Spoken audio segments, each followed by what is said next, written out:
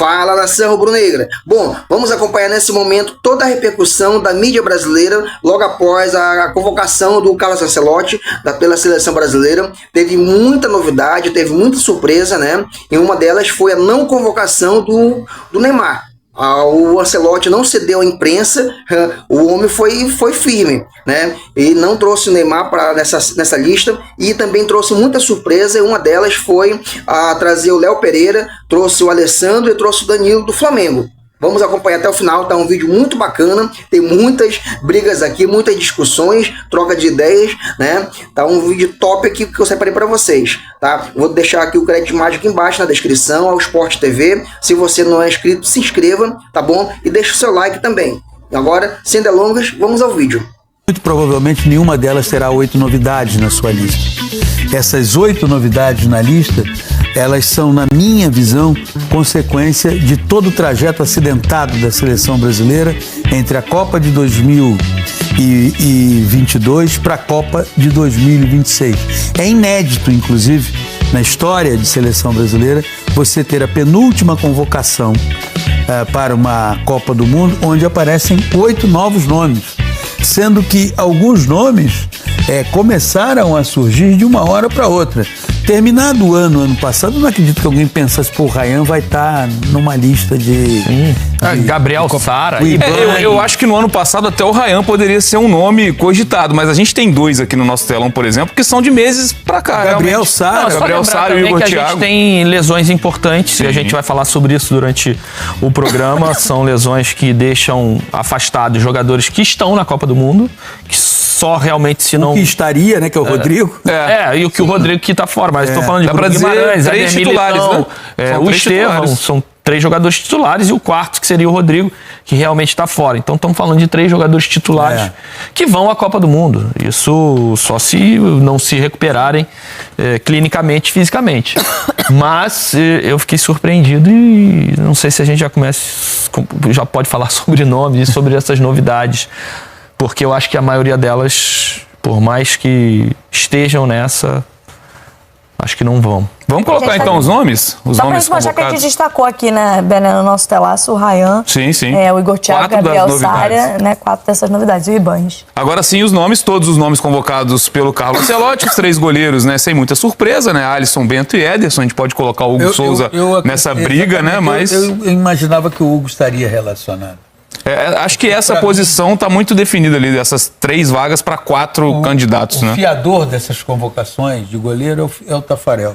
Para mim, não sei se o Roger concorda, mas eu acho que o Bento, que a gente já mostrou rapidinho, a gente já mostrou nossa dupla, que já vai entrar ao vivo direto da CBF. O Bento, que esteve presente em todas as convocações do Ancelotti, consequentemente ele irá à Copa, né? Mas o Bento, para mim, não tem, ao longo desse período aí, atuações que justifiquem. Mas eu acho que o Hugo, hoje ele falou muito sobre a questão física para 9 jogos. Que ele queria que todo mundo estivesse 100%, para 9 jogos não, para esses 9 dias em 2 jogos importantes. Ele queria que 100%, todo mundo estivesse 100%. E o Hugo, o início da temporada do Hugo não foi das melhores. Ele estava lesionado, aí veio e voltou mal. Algumas falhas. Então, de repente, no entendimento do Ancelotti, para esse recorte de 2 jogos e 9 dias, o Bento esteja melhor preparado.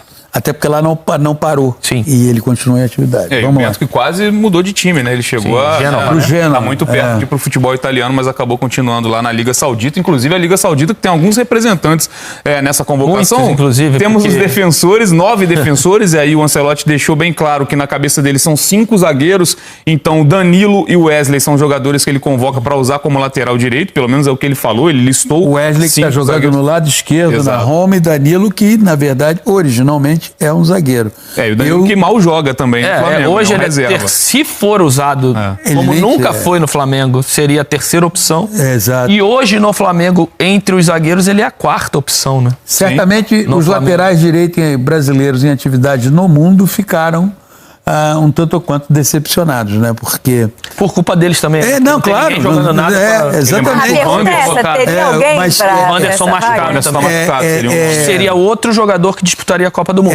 A lesão dele é bom a gente investigar para ver se ele tem condições de chegar a algum determinado ponto físico que dê ainda a possibilidade dele ser convocado lá em junho, final de maio, se eu não me engano, a convocação, né?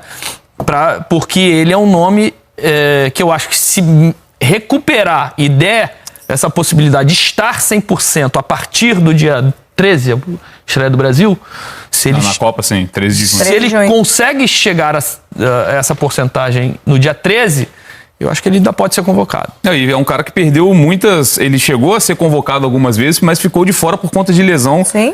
Não teve sequência na seleção brasileira também em vários momentos. E só para completar os defensores, os dois laterais esquerdos, eu acho que também, apesar de não ter existido ninguém tomando conta da posição no ciclo todo, eu acho que os dois nomes que aparecem hoje, de Alexandre e Douglas Santos, são cadeiras cativas. São também os dois nomes mas longe de serem unanimidade. Sim.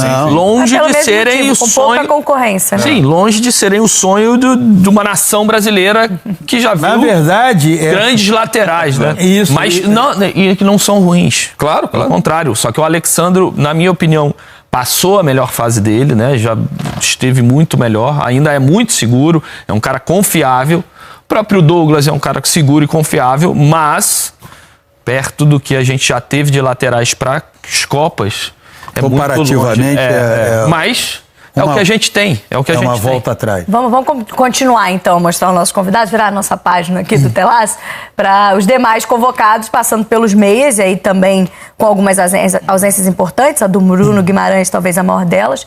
O Andrés Santos volta a ser convocado, que hoje no Chelsea. O Casemiro, um titular nesse momento da seleção do Ancelotti. Absoluto, né?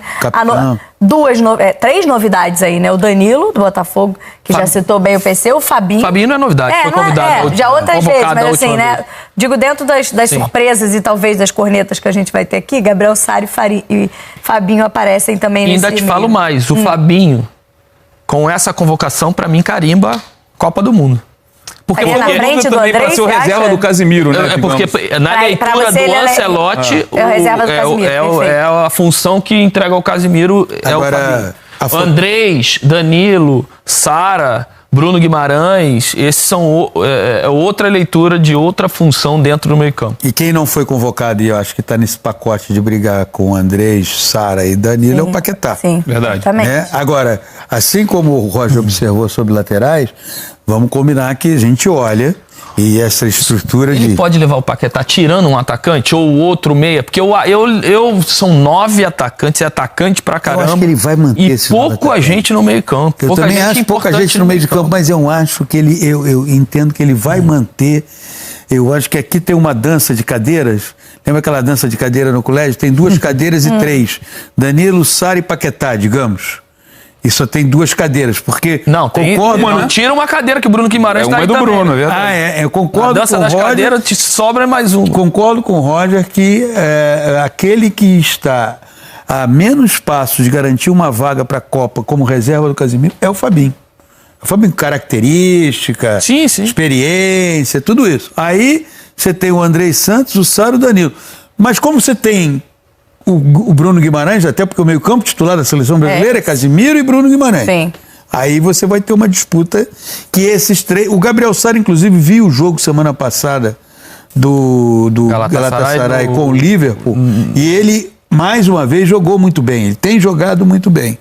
O Galatasaray que tá batendo de frente, né? Já eliminou a Juventus. Ganhou 1-0 do Liverpool. Ganhou de 1-0 do primeiro jogo por 1-0 contra o Liverpool. No ataque também, né? E aí eu acho, né, Roger, que tá bem claro pro Ancelotti também que serão 4 titulares, né? Se a gente colocar assim, um 4-2-4, né? Acho que por isso que a gente vê uma lista... O que me incomoda também. Tão grande de atacantes. Tem que sair alguém para entrar o Estevão. Exato. Não tem o Estevão, o Rodrigo também a gente sabe que tá fora da Copa do Mundo, né?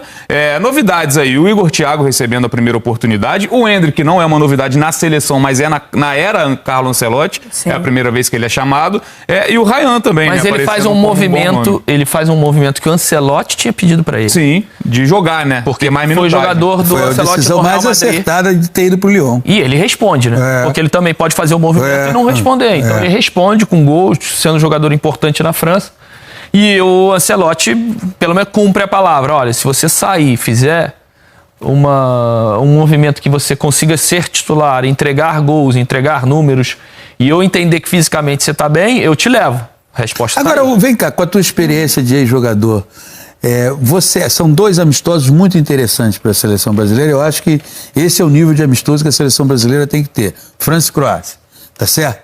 Você acha que nesses 2 amistosos, ele de repente vai utilizar boa parte dessas novidades ou ele vai só ficar observando em treinamento? Não. Obviamente o jogo vai dizer para ele o que ele pode observar ou não, que são 2 jogos pesados. Isso é bom. E ele não quer perder. Obviamente. Piorar o aproveitamento que já não tá legal, né? Exato. Então, os números não são bons do Ancelotti, para mim, na minha opinião. Então, dentro ou diante de 2 seleções fortes, a França, para mim, é uma seleção melhor que a do Brasil hoje. Podemos ganhar? Podemos ganhar, óbvio. Futebol. É futebol e a gente tem jogadores importantes também que dá para ganhar o jogo. Mas para mim a seleção francesa é melhor que a seleção brasileira hoje. Terceira no ranking da FIFA. Seleção da Croácia, muito experiente. Ainda tem muito daquela base das 2 últimas Copas que eles nos eliminaram. Então é uma seleção mais velha, mais antiga, mas cascuda, muito experiente, cascuda, chata. 11ª no ranking da FIFA. Então não acredito que ele vai ficar fazendo testinho, não. Ele vai jogar com o titular, com a base dele, e o que o jogo pedir, ele vai fazer as modificações necessárias, mas não imagino ele, ele começar com algum dessas novidades, não imagino ele mudar só para ver, assim, o jogo tá empatado, o bicho tá pegando, eu vou botar alguém que eu acho que eu preciso ver assim.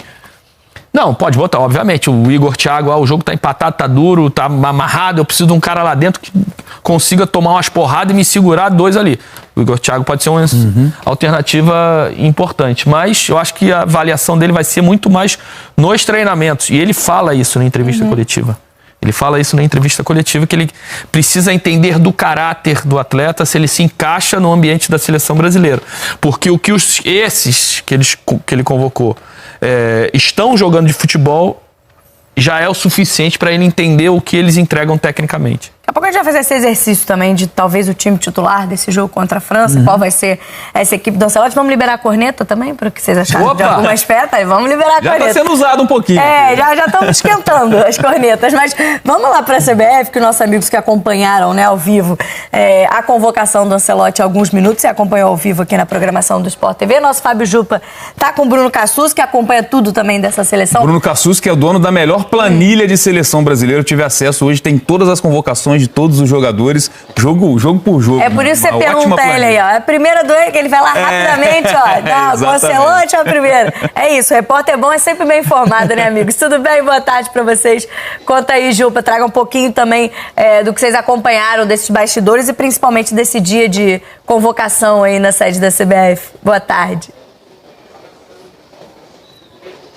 Oi, Camila, boa tarde para você, para o Bené, para o PC, para o Roger, boa tarde a todos, boa tarde para o Bruno, meu amigo aqui. Olha, hoje última convocação antes da convocação, né, final para a Copa do Mundo, mas parecia já que era a final, né? A sede da CBF lotada, né, Bruno? Muita gente aqui. E a minha impressão, vou perguntar para o Bruno depois, mas foi essa também. O pessoal ficou um pouco surpreso com essa coisa dos 8 nomes, porque o Ancelotti, 8 nomes novos, né? Primeira vez, né, convocados pelo Ancelotti. Essa que é a 5ª convocação do Ancelotti da seleção brasileira. Desses 8, 4 vindo pela primeira vez para a seleção brasileira. E essa foi um pouco a impressão geral, acho também. As pessoas achavam que essa ia ser uma lista um pouco mais próxima daquela que vai ser anunciada no dia 18 de maio, que é a lista final para a Copa do Mundo. Queria saber qual foi a tua impressão, Bruno. Quer dizer, não havia possibilidade de ser tão próximo porque ele tinha alguns problemas, né? Boa tarde, Bruno. Boa tarde, Jupa. Boa tarde aos amigos do estúdio. Primeiro falar para o Bené que a planilha tem que ser boa, tem que ser abastecida, porque a memória do repórter não é boa. Então a planilha precisa ser robusta mesmo. E um ciclo de 4 anos com 4 técnicos diferentes exige mesmo que a gente tenha controle, porque são muitas mudanças. Mas falando das surpresas, eu acho que no pré-convocação, a opinião pública no geral ficou muito concentrada no Neymar, na discussão se o Neymar iria ou não para a Copa, e se esqueceu de que tem outras posições em aberto na seleção, tem outras disputas. É lógico que a comunicação do próprio Ancelotti era de que essa lista já seria mais próxima da lista final, e acho que com o passar do tempo ele foi vendo que não daria para ser muito assim. Primeiro, por conta das lesões, que os amigos já até falaram, são jogadores importantes que estão fora, então pelo menos 3 Eu diria que são jogadores confirmados e que voltam para a última lista se estiverem bem fisicamente, que são Militão, Bruno Guimarães e Estevão.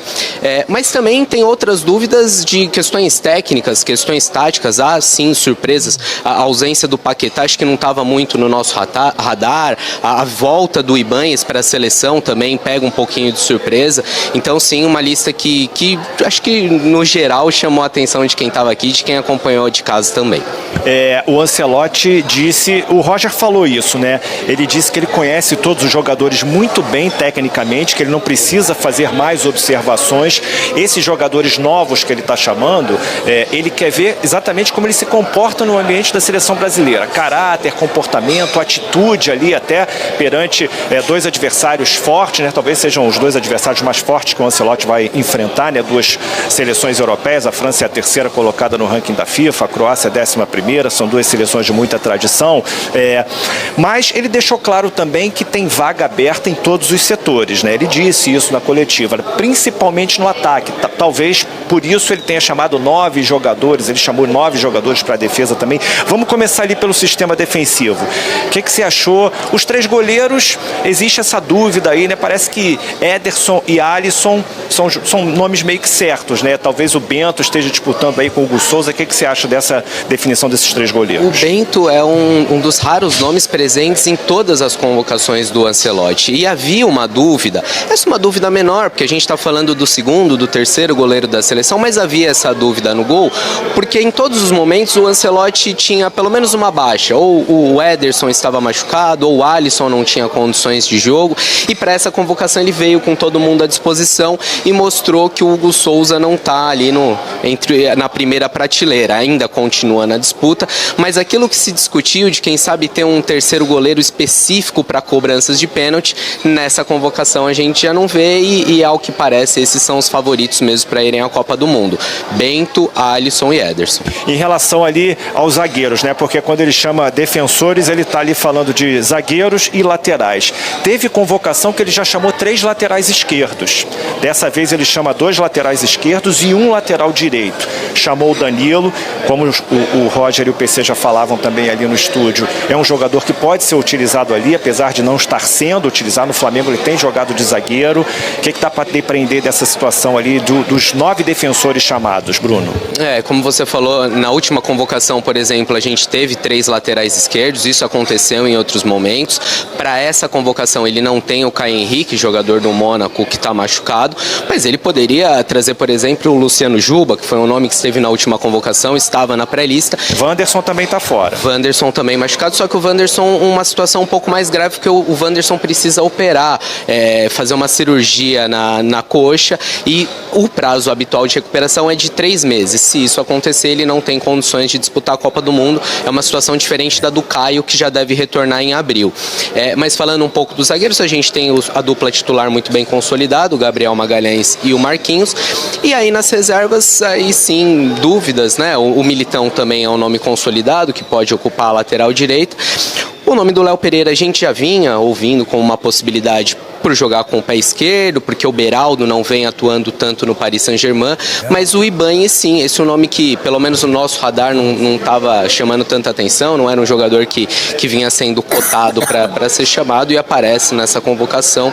Quando perguntado sobre quantidade de defensores, né, o Ancelotti ele primeiro não entende muito a pergunta, mas depois ele fala que vai levar 9 defensores, então é algo para a gente ficar esperto, porque nas últimas foram 10 e ele levava um atacante a menos, levava 8 atacantes, nessa convocação são 9, então tem uma dúvida não só de nomes na convocação, mas também de como vai ser composta essa lista. Se ele tira um defensor, ele pode ganhar um homem lá na frente. Agora, uma coisa que me chamou a atenção, não sei se vocês aí do estúdio, foi que ele chama Alexandro, Danilo, chama agora o Fabinho novamente, o Roger até citou aqui para ele, o Fabinho tá certo na lista. São jogadores experientes, jogadores que o Ancelotti conhece, né? Propriamente até do futebol italiano, né? O Fabinho jogou na Inglaterra, um jogador de Copa do Mundo, experimentado. Você acha que ele também tem esse viés de estar chamando jogadores experientes, rodados, jogadores de confiança? Tem um pouco disso, mas acho que a gente precisa ver caso a caso. Por exemplo, o caso do Fabinho é muito a ver com uma especificidade da posição, a dificuldade de encontrar um jogador com características parecidas com a do Casemiro. Inclusive o próprio Casemiro fala isso, que ele vê no Fabinho o jogador mais parecido com o estilo de jogo dele. Então aí eu acho que é muito mais pela questão técnica e tática do que pela liderança. O caso do Danilo já é um pouco diferente, mesmo ele não atuando com tanta regularidade no Flamengo, é um jogador de muita confiança do Ancelotti e um dos líderes da seleção. É um dos capitães, um dos que mais fala no vestiário, é aquele cara que quando precisa ter uma reunião com comissão técnica, com diretoria para se discutir premiação, outros assuntos mais de gestão, assuntos administrativos, é um cara que está na linha de frente. Então esse já entra um pouco nessa cota da liderança. Tem um pouco de caso a caso, e o do Alexandre eu acho que também tem muito a ver com a dificuldade de encontrar lateral esquerdo, né? A gente fala sempre disso nas datas FIFA, é a posição que teve mais rotação nesse ciclo, né? As duas laterais, e o Ancelotti com dificuldade, o Alexandre, que é um nome que lá atrás foi tirado até como carta fora do baralho, que não estaria em um novo ciclo de Copa, agora é um dos nomes bem consolidados, a gente pode acreditar que ele vai disputar mais uma Copa do Mundo. Desses 9 nomes aqui no ataque, Endrick, Martinelli, Igor, Thiago, João Pedro, Luiz Henrique, Matheus Cunha, Rafinha, Ryan e Vinícius Júnior. Tem alguns nomes aqui que são certos, né? Rafinha, Vinícius Júnior, Matheus Cunha, parece que o João Pedro também é um nome muito bem encaminhado. Tem o Estevão, que não foi chamado, está machucado, mas também é um nome certo nessa lista. Você acha o quê? Que tem 4 vagas aí sendo disputadas? Com boa vontade, porque o Martinelli é um nome que talvez não chame tanta atenção do grande público, mas que agrada muito a comissão técnica, que faz um papel tático importante. O Luiz Henrique tem presença frequente na seleção, então tá afunilando, mas é sem dúvida o setor com mais disputas abertas, né?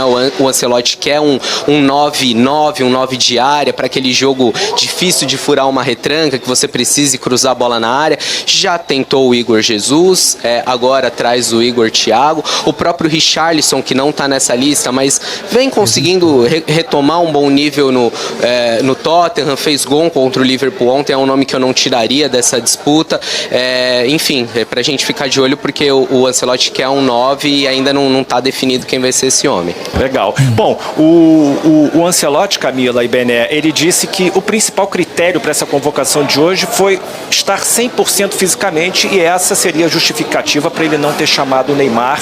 Ele disse que o Neymar tecnicamente não tem o que falar, claro, e fisicamente sim, ele precisa mostrar nesses 2 meses, até quase 2 meses, um pouco mais de 2 meses, até o dia 18 de maio, quando sai a lista final da convocação para a Copa do Mundo, que ele tem condições físicas de se apresentar 100% num torneio de tiro curto, que é a Copa do Mundo. É isso, vocês podem falar aí do Neymar bastante, com certeza vão falar. Então a programação é essa, dia 18 lista final da Copa do Mundo, 18 de maio, aí no dia 27 a seleção começa a treinar na Granja Comaria, dia 31 de maio a seleção joga com o Panamá, aqui no Maracanã, né, a despedida aqui da torcida, e já no dia 6 de junho já faz o último amistoso antes da Copa contra o Egito lá em Cleveland. Volto com você aí, Camila. Boa, nação, então tá aí, você acabou de acompanhar todas as análises dos comentaristas, né, as opiniões, e você, o que tu achou? Né, você concorda com os 3 selecionados do Flamengo? Eu achei que o Léo Pereira já estava merecendo, né? Estava passando da hora de ser convocado, né? O Alexandre, tudo bem, eu acho, mas o Alexandre foi chamado pela ausência no futebol brasileiro de lateral esquerdo. Agora, eu não concordo com o Danilo. Pô, o Danilo é reserva no Flamengo, cara. Pô, eu sou flamenguista, né? Torço pelo nosso time, mas para a seleção brasileira tem que ser só os principais jogadores do momento. E o Danilo tá na reserva, cara. Pô, é brincadeira, né? Isso eu não concordei, não. A outra situação é ele trazer o Endrick. Se fosse para trazer o Endrick, é melhor trazer o Pedro, que o Pedro já está começando a relaxar no Flamengo, e todo mundo sabemos que o Pedro é fatal. Basta ter meio-campos ali bons para fornecer bola para o Pedro, né? Mas, enfim, vamos aguardar aí o que ele vai armar esse time, né? Deixa a tua opinião aqui embaixo nos comentários, o que você achou. Daqui a pouco eu vou trazer mais informação do nosso Mengão, tá bom? Deixa o seu like também nesse vídeo, tá? E se você não é inscrito, se inscreva no nosso canal para você ficar atualizado da notícia do Mengão, tá? Até daqui a pouco, mais informação do nosso time.